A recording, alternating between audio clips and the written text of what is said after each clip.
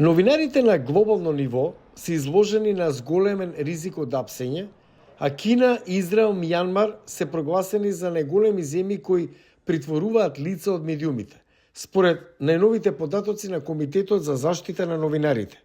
На глобално ниво, 361 новинар беа приведени поради својата работа заклучно со 1 декември 2024. Но Комитетот вели дека податоците се само детали од бројките на уапсени во последните 12 месеци. Поголем број од нив на некој начин поминале низ казнениот правен систем во текот на годината. И тоа е намерно.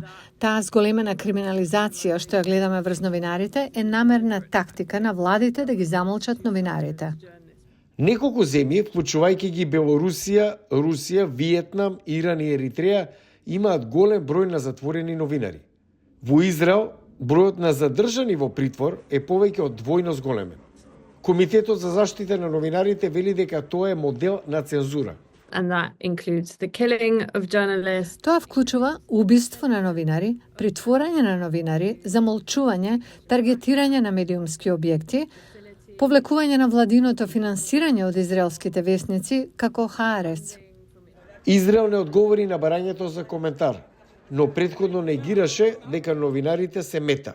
Кина и понатаму е најлошиот лидер за замолчување на новинари со повеќе од 50 за решетки. Меѓу нив е и продемократскиот издавач Џими Лај, кој е во притвор и му се суди во Хонг Конг.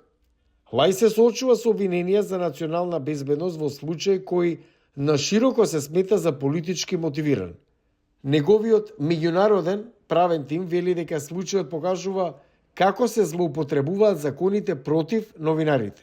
Тоа што рутински сега го гледаме е дека властите, наместо да користат традиционални правни механизми, како што е криминалната клевета, например, или дури законите за борба против тероризмот, тие исто така се обидуваат да користат други закони кои го дискредитираат новинарот. Кина го бранеше своето досие за слободата на печатот во имејл до Гласот на Америка. И Хонг Конг постојано негира дека случајот на Лај е политички мотивиран. Во Русија, американските новинари Алсу Курмашева и Иван Геркович беа ослободени од затвор. Но земјата се уште е рангирана како 5 најлош згаснувач на слободата на говорот со 30 новинари за решетки.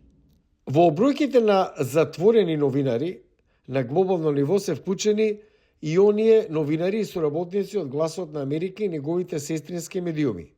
Тие се притворени во Мјанмар, Белорусија, Русија, Виетнам и Азербејџан, од кои сите овие земји се рангирани меѓу првите 10 најлоши држави за сузбивање на слободата на новинарите.